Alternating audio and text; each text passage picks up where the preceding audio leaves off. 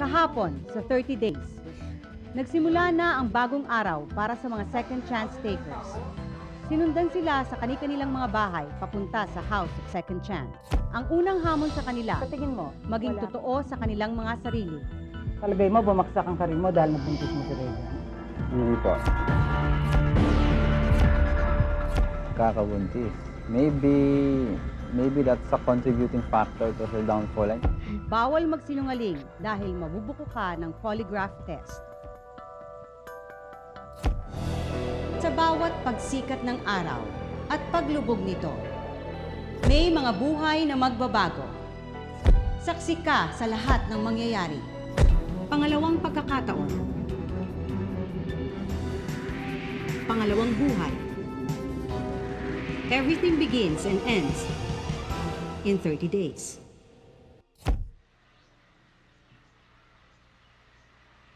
Pangalawang araw na at patuloy pa rin ang aming hamon sa mga second chance takers. Totoo ka ba sa sarili mo?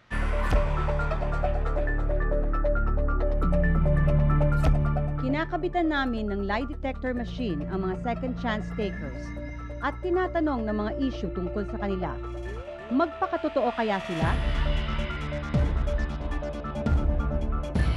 Na maging pregnant ka ba sa anak ni Diego? Yun ang dahilan ng pagbagsak ng karir mo. Opo.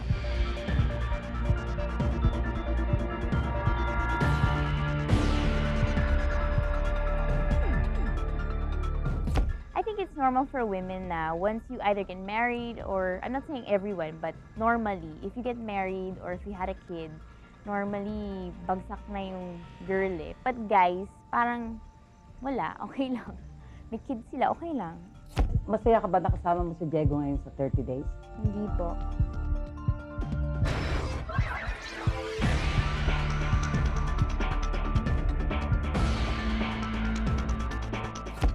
Nobody really knows what happened between the two of us. It's something I kept to myself, di ba? I'm not the type of person na that's gonna say na yung baho ng isang tao. And I hope he doesn't do the same for me, di ba? It's past na namin yun eh. So, kung ano man ang feeling ko, I keep it to myself. Iniwan mo daw si Bianca sa airport ng Guam para ma-deport. Totoo ba to? Hindi po.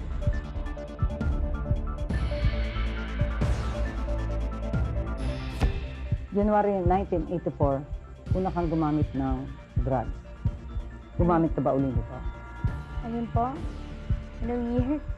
January 84 o January Hindi po. 04? Hindi po. Hindi ka na uli gumamit ng drugs mula noon? Hindi po.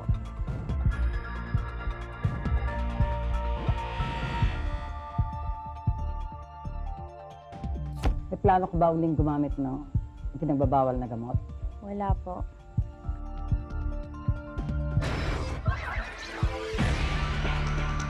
You know, kasi when you go gimmick, there's a lot of people. I mean, the thing is, pag celebrity ka, if you do something, it's magnified. Ay, shit, si Raven naggaganon or something.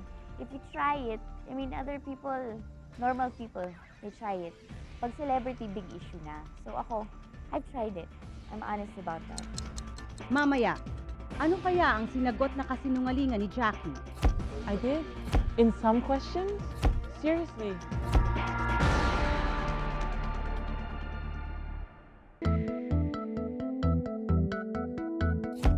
Hindi mo maloloko ang lie detector machine. Kaya kung nagsisinungaling ka, siguradong mahahalata ka. Kasi I'm a big liar, so... This is like, you know, It's a big good luck. taking a bath the first time in a week. It's about time that I tell another lie. Mukhang kabado ang second chance takers habang sumasailalim sa polygraph test ng NBI. Maliban na lang yata kay Jackie Forster.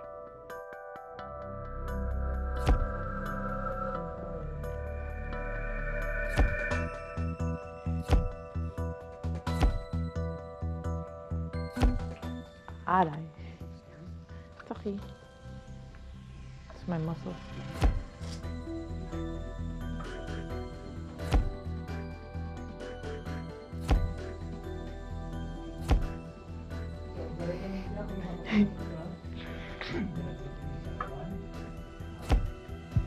May relasyon ka daw ngayon sa isang lalaking may asawa? Wala po.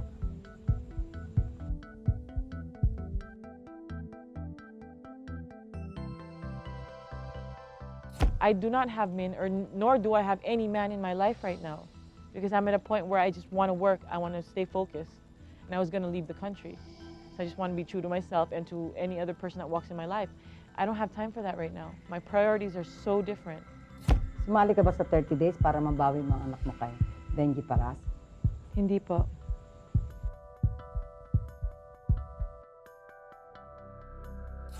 Mula nung January 2004 hanggang ngayon, gumamit ka ba ng pinagbabawal ng gamot? Hindi po.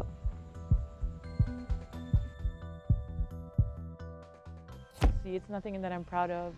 You know, I'm admitting that I have tried it, almost everything. It's not something I want to go back to. To be honest with you, if you ask all my friends, they know I'm so against it. I totally discourage it. It took me a long time to not do anything, even yung mild forms lang, you know what I mean? Even like things to help you sleep. Because, you know, at the end of the day, it's still a drug.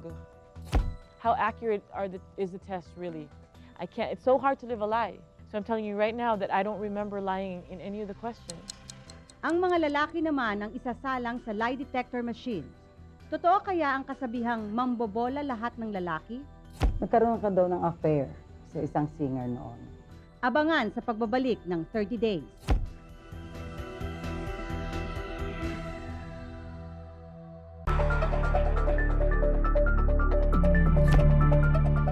Mambobola at sinungaling daw ang mga lalaki. Pero hindi naman siguro lahat sila. Hindi ba? Me? I'm excited. This is the first time I did this kanina. Excited na ako dun sa playtest. Pero galing eh.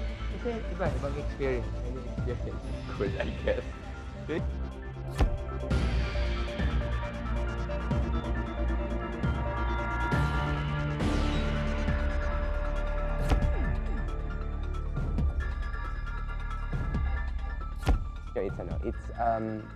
iba. So definitely nervous.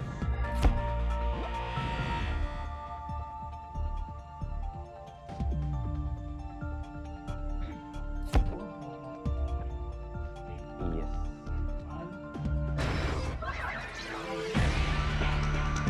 Good question. Ganun ulit. Yung questions natin, is it... so yes or no, then it's the same thing? Okay. Kala ko, we can explain.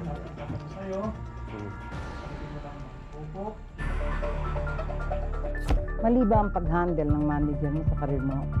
Hindi. Kaya hindi ito umusbong noon? Hindi pa.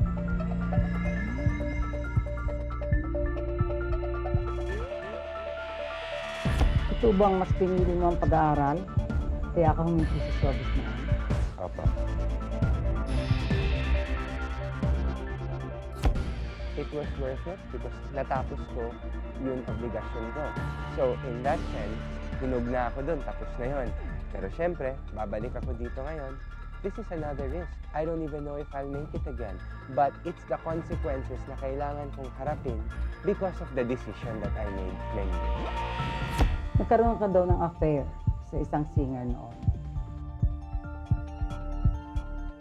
Hindi po.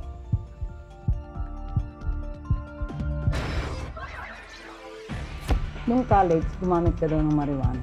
Gumamit ka ba uli ng iba pang drugs? Hindi po.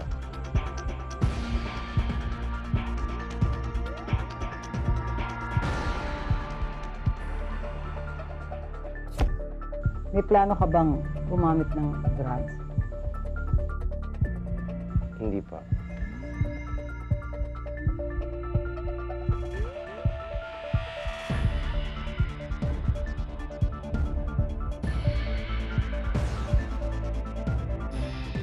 Nakakaba. Pero na-excite ako kasi napapanood ko sa TV. Parang gusto ko matry. Ngayon, natupad naman ang pangarap ko. Try ko ang mag-lie detector test. Gusto talaga? Gusto talaga. Nakatikim ka ba ng drugs habang nasa showbiz ka? Hindi po.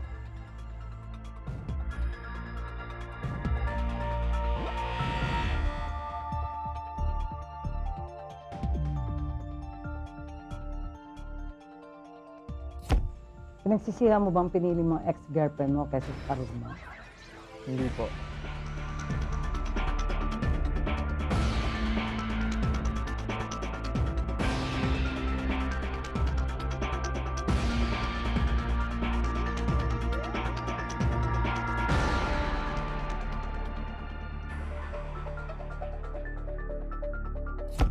May crush ka ba kay Katrina Halili? Opo.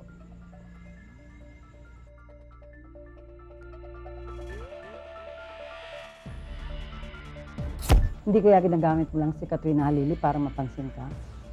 Hindi po.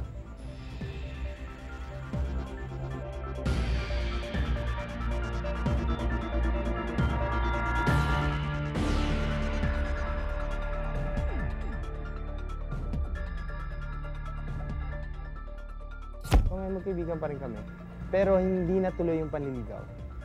Hindi natuloy yung panliligaw. Pero nasimulan. Na-realize ko na mali. Kasi trabaho, future yung pinag-uusapan pagdating sa career. Ang love life, kung talagang nandyan yan, kung talagang para sa'yo, nandyan lang yan. May plano ka bang tumikim ng drugs? Wala po.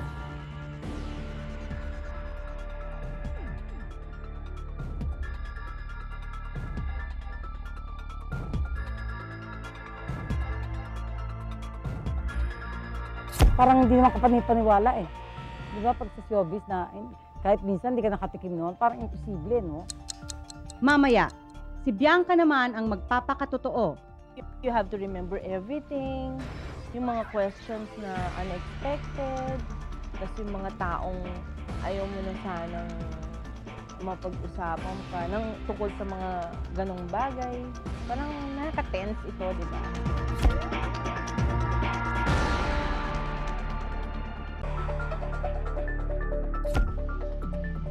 Ano ang sikretong itinatago ni Bianca?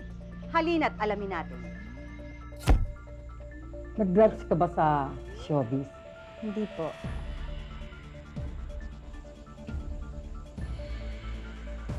Ayos na ba kayo ni Raiden tungkol doon sa nangyari sa inyo sa Brown?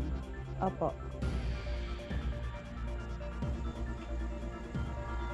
Parang para sa akin, wala naman siyang kinalaman doon. Siguro yung moment lang na parang nagtampo ako sa kanya noon is parang nasan na siya. Pero that's it. Hinanap ko naman siya. Eh, alam ko naman na hindi niya responsibility na hintayin ako o bantayan ako doon.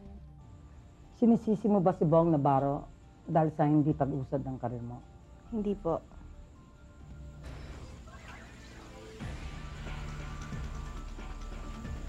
It was my choice to give up my career because I fell in love. Dream ko talaga yung magkaroon ng intact na family. Although I failed, at least, you know, I tried. Bong tried also. So siguro talagang hindi lang meant. May plano ka bang gumamit ng drugs?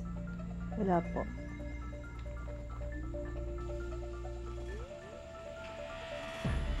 Ano naman ang masasabi ng ating juror na si Manay Lolit Solis tungkol sa lie detector test? Lahat naman sila mukhang honest, saka truthful din sa sinasabi nila. Napanood natin ang mga second chance takers na tinanong ng mga issues na nakakabit sa kanila. Ngayong alam na natin ang katotohanan, alam na rin natin kung sino ang may second chance. Second life, dito where everything begins and ends in 30 days. Bukas! Ito na ang huling beses na makikita natin ang second chance takers ng ganito. Bukas, total makeover para sa 10 second chance takers.